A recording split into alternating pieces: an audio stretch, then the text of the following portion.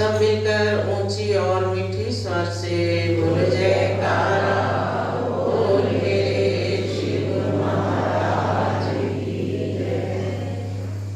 कर्म का श्री रामायण का वचन है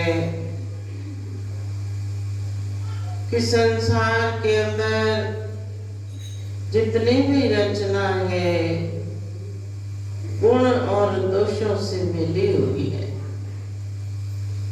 इसलिए श्री रामायण में लिखा है कि जड़ चेतन गुण दोष में विश्व कीन करतार, संत हंस गुण गहे पहे पर हरिवारी विकार।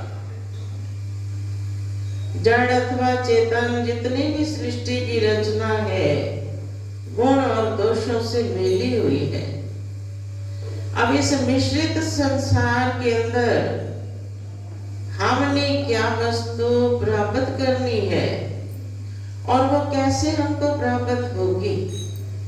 हर इंसान की इच्छा होती है कि मैं अच्छी वस्तु को ग्रहण करूं, कोई भी गंदी वस्तु ग्रहण करना नहीं चाहता। लेकिन वो कैसे प्राप्त कर सकता है जब अपनी वृत्ति अपने विचार हंस जैसे बना लेता है।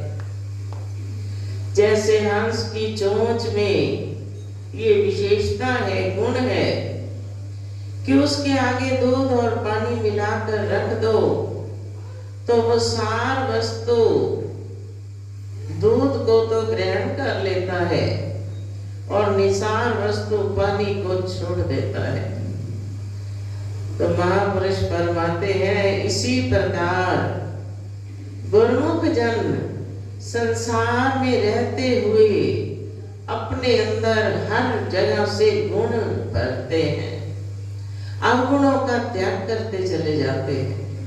अवगुणों को अपने अंदर धारण नहीं करते और गुणों को धारण करते करते वो फिर गुणवान बन जाते हैं।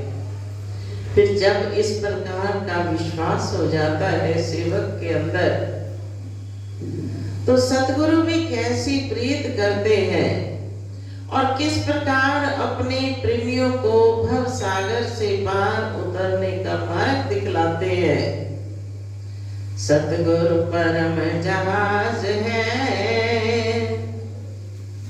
भव सागर के माहे, श्रद्धा लेकर जो चढ़े प्राप्त होए तट माहे। सतगुरु परम जहाज है हमें भव सागर से पार उतारने के लिए। लेकिन हम पार कैसे होंगे जब हमारा दृढ़ विश्वास होगा, श्रद्धा पूर्वक भजन सिमरन करेंगे तो वो अवश्य ही हमारी जीवन नैया को पार उतार देंगे। आम दुनिया कहती है हमने घर में मंदिर बनाया है, बड़ी सुंदर सुंदर छवियां भी लेकर आते हैं, विराजमान करते हैं, मंदिर भी अति सुंदर बनाते हैं, पूजा भी करते हैं, जोत भी जलाते हैं। लेकिन सब कुछ करते हुए नाम जपने की विधि तो प्राप्त नहीं कर सकते। भगवान के दर्शन करने से, पाठ पूजा करने से हमारे विचार पवित्र होते हैं, हमारे कर्म पवित्र होते हैं। लेकिन वो वस्तु, वो नाम की दौलत जिससे हमने इस भव से पार उतरना है, वो हमें कब प्राप्त होगी जब हम साकार रूप संतों से भेंट करेंगे। उन्हीं से जाकर हमें नाम की प्राप्ति होगी। फिर उस नाम की कमाई करते हुए हमारी ये आत्मा 84 के बंधनों से छूटकर उस परम पद को पा सके। जैसे संत सहजो भाई का अपने गुरु महाराज जी से बहुत प्यार था, अनन्य प्यार और इतना दृढ़ विश्वास था। तो उन्होंने अपनी वाणी में लिखा कि भगवान संसार में प्राणी को भेजता है, मानव चोला भी देता है, संसार में भेजता भी है, लेकिन भगवान में और गुरु में अंतर क्या है? भगवान एक रोशनी है जो रोशन करने वाले हैं, लेकिन रोशनी के नीचे अब बल्ब है, इसके नीचे बैठकर चाहे तो कोई ग्रंथ का पाठ कर ले, चाहे कोई कुकर्म करे, कोई गलत ग्रंथों का अध्ययन करे, कोई पवित्र ग्रंथों का अध्ययन करे, ये रोशनी किसी को कहती कुछ नहीं। ऐसे ही भगवान हमारे कर्मों को लिखते हैं, कहते कुछ नहीं, कि जब लेखा होगा तब इनका हिसाब चुकाया जाएगा। लेकिन गुरु महाराज जो दया का अवतार बन के संसार में आए, दयालु प्रभु आकर अपनी संस्कारी रूहों को चुनकर उनको इस माया की दलदल से किस प्रकार निकालते हैं।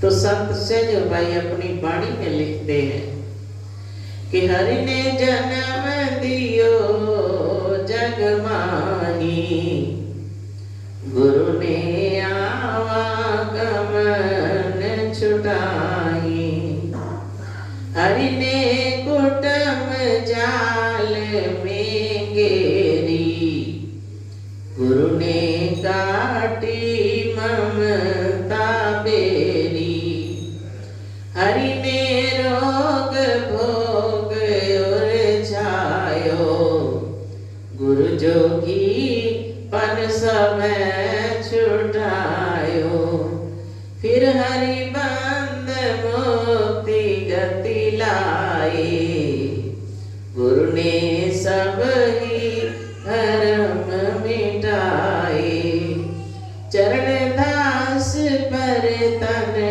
मनवारो, गुरु न तजो हरि को तज डारो। ये वचन संत सेठ भाई जी ने लिखे हैं कि भगवान ने हम पर कितना महान उपकार किया। हरि ने जन्म दियो जग माही, भगवान ने हमें मनुष्य चोला प्रदान कर संसार में भेजा, लेकिन इस चोले से क्या लाभ उठाना है उस बात से हम अज्ञात थे, हमें पता नहीं, हमें मालूम नहीं कि ये जीवन किस लिए मिला है। हम संसार में उलझ जाते हैं, रिश्ते नातों में उलझ जाते हैं और वही अपना जीवन का सार समझते हैं। मगर जब गुरु महाराज जी मिले तो उन्होंने आवागमन के चक्कर से छूटने का उपाय क्या बतलाया कि उन्होंने नाम स्मरण की युक्ति बतला दी, जिसको सिमर कर जीव भव से पार उतर जाता है। कलयुग केवल नाम आधारा, सुमर सुमर नर उतरहि पारा। कलयुग में नाम की प्रधानता है, जिसका सिमरण करने से जीव भव से पार हो जाता है। तो मेरे गुरु महाराज जी ने वो युक्ति बतला दी। हरि ने कुटुंब जाल में घेरी, गुरु ने काटी ममता मेरी। भगवान ने संसार में भेजा, कुटुंब परिवार में मेरी सुरती उलझ गई। भगवान ने किसी को मामा बनाया, चाचा बनाया, ताया बनाया, भाई बहन, अनेकों रिश्ते नाते जन्म लेते ही जुड़ जाते हैं। भगवान ने तो कुटुंब में भेजा, हरि ने कुटुंब जाल में घेरी, गुरु ने काटी ममता मेरी। जब मेरे गुरु महाराज जी मिले तो उन्होंने इस ममता को काटने का उपाय बताया कि सतगुरु का ध्यान करो, संसार में रहो, लेकिन संसार में फंसो नहीं। बसो अनेक में, फंसो उस एक में। संसार से अलग होने का भी नहीं कहा, रहो भी संसार में, लेकिन अपनी सुरती को संसार में ना उलझाओ, सुरती को न्यारा करके रखो, फिर तुम्हारा जीवन सुखरूप होगा, जीवन का मकसद भी पूरा होगा। हरि ने रोग भोग उलझायो, गुरु जोगी मन सबे छुटायो। सच बताओ, मनुष्य की तो बात अलग, पशु पक्षी जीव जंतु जितने भी हैं, भोगों का ज्ञान तो उनको भी है, पेट भरने का भी उनको पता है कैसे भरना है, संतान भी उनके घर होती है, हर कर्म वो करते हैं। अगर एक नहीं कर सकते तो मालिक की बंदगी नहीं कर सकते। इस बात का ज्ञान नहीं, ना ही वो इसको समझ पाते हैं। तो इसलिए क्या उन जोनियों में तो साधन कर सकता है जब चार सिंह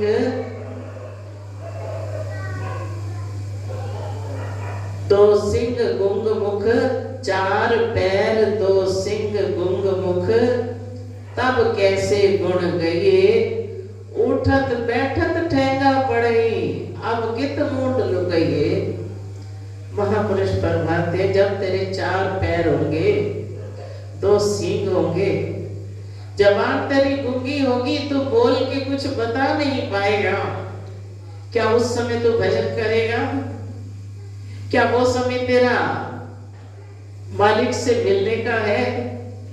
नहीं। अगर एक मनुष्य जन्म ही है जो हमें मालिक से मिलने का रास्ता प्राप्त हुआ है, तो भगवान ने तो सब कुछ देकर भेजा, लेकिन गुरु जोगी बनकर आए, जिन्होंने इस मनुष्य को इन भोगों से सुरत हटाकर मालिक के चरणों से जोड़ने का साधन बतला दिया।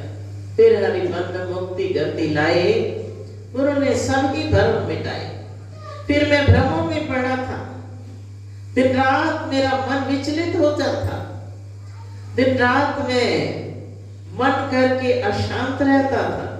जब मैं उनकी शरण में आया तो उन्होंने मुझे सुख का रास्ता बतला दिया, उन्होंने मुझे अपने चरण कमलों का सहारा दे मेरे जीवन को संवार दिया, सारे मेरे भ्रम ही मिटा डाले। तो हे प्रभु, गुरु न तजो चरण दास पर तन मन वारूं, गुरु न तजो हरि को तज डरूं। अगर भगवान दूर होंगे तो मेरे गुरु महाराज मिला देंगे, लेकिन अगर गुरु महाराज जी दूर हुए तो फिर कौन सा रास्ता है? तो इसलिए मेरे गुरु का दर्जा जो है बहुत आला है। तो हम विचार करें कि हमें गुरु महाराज जी की शरण मिली, उन्होंने अपने चरण कमलों का सहारा बख्शा, संसार में रहकर न्यारे रहने का हमें ज्ञान करवाया कि गुरुमुखों कैसे संसार में रहना है। सहजो जग में यूं रहो, सहजो जग में यूं रहो, जो जीभा मुख माहे, कीव गणा भक्षण करे तो भी चिकनी नाए। संसार में ऐसे रहो जैसे दांतों के अंदर जीभ रहती है, कितनी मुलायम है, और दांत कितने सख्त हैं कि अगर जरा सी भी जीभ दांतों के नीचे आ जाए तो काटने को तैयार हो जाते हैं, काट डालते हैं। रहती भी दांतों के अंदर है, फिर बचाव भी अपना करती है, फिर और क्या कार्य करवाती है कि हर वस्तु दांतों से चबवाती है और स्वाद जीभ लेती है। दांत कभी स्वाद नहीं लेते, स्वाद जीभ लेती है। तो कितनी समझदार है कि दांतों के अंदर रह के दांतों से काम लेकर अपने आप को सुरक्षित भी रखती है, सारे रस भी ले लेती है। तो इसी प्रकार गुरुमुख जन संसार में रहते हैं। कितनी ही दुनिया है जो परमार्थ पर आने के लिए काटने को तैयार होती है, लेकिन गुरुमुख जीव की न्यायी बच कर रहते हैं। दुनिया में रहते हैं लेकिन अपना बचाव करके रहते हैं। और दुनिया में जो भी पदार्थ मिले, तन मन धन, सबसे अपना काम भी ले लेते हैं, परमार्थ का काम भी कर लेते हैं और फिर भक्ति का आनंद भी ले लेते हैं। सारे कार्य करते हुए अपना जीवन सुख से, आनंद से, खुशी से बसर करते हैं। तो इसलिए गुरुमुख जो है वो बड़े सियाने हैं, जो संसार में रहते रहते अपना जीवन भी सुख से बिताते हैं, परलोक भी संवार लेते हैं और सच्चा आनंद भी पा लेते हैं। तो महापुरुष भी यही कथन करते हैं कि गुरुमुखो संसार में रहो, संसार में रहना मना नहीं, लेकिन अपने आप को न्यारा करके रहो। जैसे जल में कमल निरालम, मुर्गा भी निशाने, सुरत शब्द भव सागर तरिए, नानक नाम बखाने। संसार में ऐसे रहो जैसे जल में कमल का फूल रहता है, रहता भी जल में है लेकिन उसकी पंखुड़ियों पर जल का असर नहीं होता। फिर सुरत शब्द का जब मेल होता है, जब हम सिमरन करते हैं, जब सुरत और शब्द का मेल होता है तो सुरत शब्द भव सागर तरिए, इसी आधार से जीव भव सागर से पार हो जाता है। नानक नाम बखाने, सतगुरु का नाम जप कर, प्रभु का नाम जप कर, अपनी सुरत को शब्द में मिलाकर सच्चा आनंद गुरुमुख पा लेते हैं। इसलिए गुरुमुखों का जीवन धन्य है। संसार अपना काम करता है, गुरुमुख अपना काम करते हैं। तो ऐसा नहीं कि वो संसार के काम नहीं करते, बल्कि संसार के काम करते हुए उनके दिल में दया भाव आ जाता है, सबके प्रति वो प्रेम करते हैं, उनका दिल फिर कठोर नहीं रह जाता, वो नम्र दिल होकर संसार से बड़े प्रेम से व्यवहार करते हैं। इसी को कहते हैं सच्चा प्रेमी, कि जिसके दिल में प्रभु का वास हो जाए, फिर ऐसे रोम रोम में प्रभु बस जाए कि जहां भी हम आंख खोले सब में अपना साजन नजर आए। तो यही भक्ति ही सुख का मार्ग है, जो जीव को सुख प्रदान कर शांति और आनंद से जीवन बिताने का मार्ग दिखलाती है। तो इसलिए श्री रामायण में भी लिखा है कि जड़ चेतन गुण दोष में विश्व कीन करतार, संत हंस गुण गए पहे पर हरि वारी विकार। गुण और दोषों से संसार भरा हुआ है, लेकिन हंस की न्यायी मालिक के प्यारे अपनी सार वस्तु को एकत्र करते चले जाते हैं। निसार वस्तुओं में सुर्ती ना जोड़कर नाम की कमाई करते हुए अपना जीवन सफल कर लेते हैं। बोलो जयकारा।